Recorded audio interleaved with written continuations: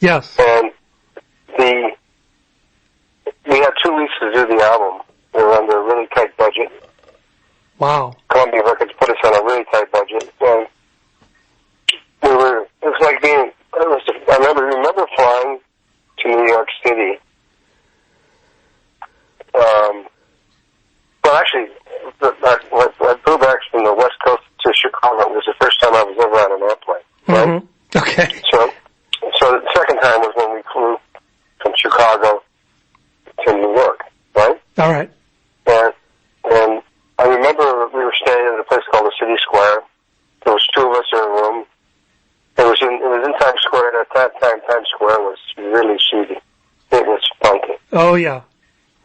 It was dangerous, and New York was not friendly. Mm-hmm. New York was horribly, they were just people, you look at them and smile, they would look at you like, what the fuck are you looking at? So, it just set the tone for like, wow, this is, put us on notice almost, Yeah. We're in a different league here. And one thing that kind of made everything more palatable, and took the edge off it was Red Fox was staying in the same hotel. Oh, okay. And we ran into him in an elevator. He took to us right away, and so we started smoking pot with him because we had some weed with us. Sure. Hopefully that's okay to talk about. Sure. And he had some weed, and we became friends with him, and it was really, he was the coolest guy on the planet. Mm-hmm. So he made everything better, but I remember we got to the studio, and the very first thing we recorded was Does Anybody Know What Time It Was? And it was like, I was my first time, really time in a big-time studio. Yeah. And I was so scared. I mean, I was intimidated as hell. I'm sure. And it really was the first time I'd ever heard myself under the microscope like that. Mm-hmm. And the drums were such a heavy focus of the sound of the band. And I mean, of records, that was the first thing that the engineer and the producer would draft. And getting drum sounds in those days took 10 times as long as they do now. For some reason, I don't know why. Because they really patted the drums down. Yeah. And then patting the drums down was kind of contrary to my style. My style was very open. Well, I was rock, but a lot of jazz in it, so I need to have the openness so I can do my double stroke rolls and all my finesse stuff. Sure. And I just remember finishing the take, and we only were able to do a few takes, and they had an engineer by the name of Roy Halley, and he was a famed engineer. We were thrilled to have him. He was also involved with Blood, Sweat, and Tears. Right. And he was not very positive on us. He didn't think we were that good. He told our producer. So our producer immediately threw him off the record and got a guy, and so when we finished this, Anybody Know What Time It Is, and I'm listening to it, I'm going, oh, it scared me. I thought, this sounds terrible. Oh my God, I play better than this. And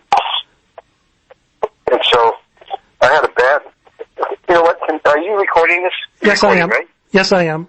Can you pause for a second, because I'm just getting over a horrible cold. Okay. And I've got to clear, okay, so I'm going to mute you for just a second while I go my nose. Got it. That's fine. Okay, hold on. Mm-hmm.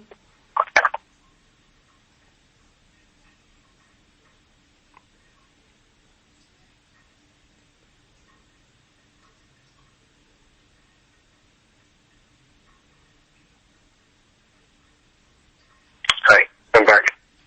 Sorry about that. That's okay. Good. Yeah, I might have to do it again, but it's, I was starting to drown in my own, what. So, it really, I left feeling like, oh shit, I sucked, we sucked, we're not that good. So we kept recording, and it got a little better each day, Yeah. And then I remember hearing the playback of Does Anybody Know What Time It Is? It was maybe 10 days later.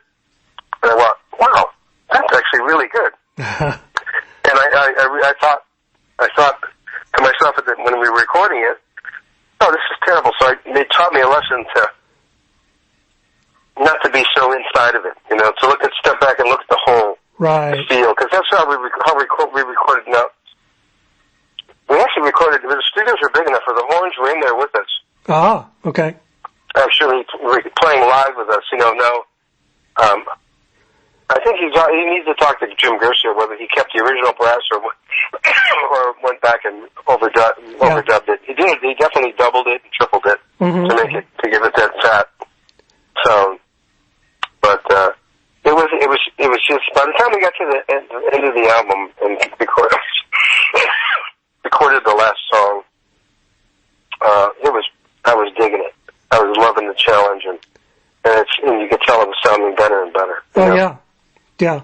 Well, to start out with, does anybody know what time it is? As your very first song to tackle, that's quite a challenge. That song has all kinds of time changes. The time signature just bounces all over the place. You guys must have been,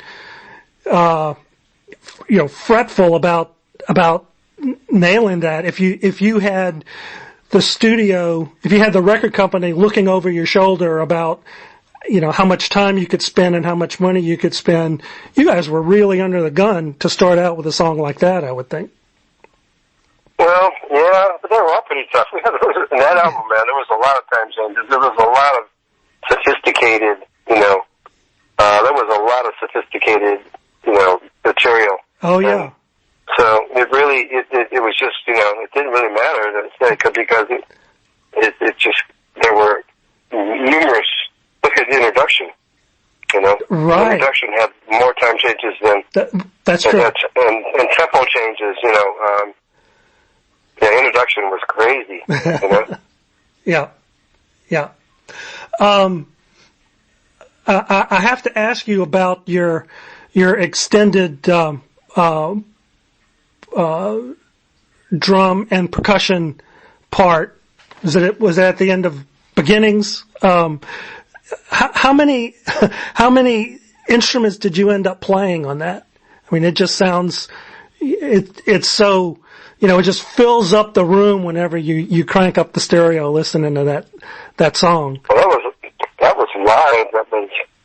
I was playing tempo blocks, right? Yeah. I think Terry's playing the go-go bells, the go-go. Robert, I believe, was playing shakers. Walt always was the tambourine guy. I like playing tambourine. And I think Jimmy was playing the actual cowbell. Uh-huh. But he played the cowbell, and I'm a man. Yes. But on Beginnings, it was,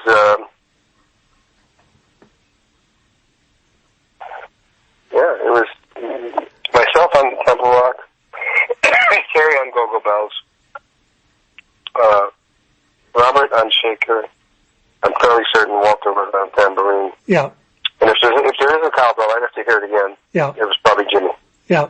Yeah. So that's the instrumentation. I didn't play them all. Right. We didn't overdub. In those days, there wasn't nearly as much overdubbing because that album was recorded on the 16 track. Mm-hmm. So there really couldn't be. Yes. And that probably was,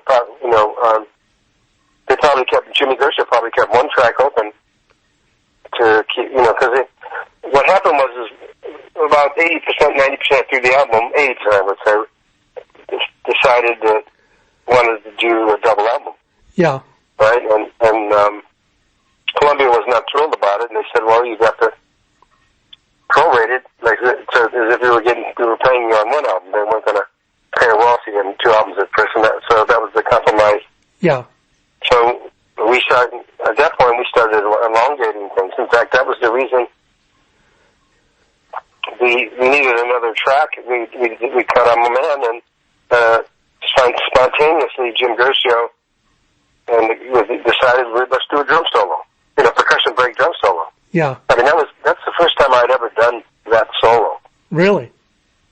Yeah, there was never. We played in the club, and we never played that solo in the club. Mm-hmm. The first time, that was the beauty of those days is, and still today. I mean, I love to work that way. Yeah. Let's do it on the fly. I mean, not that you shouldn't rehearse. Rehearsing has got great value.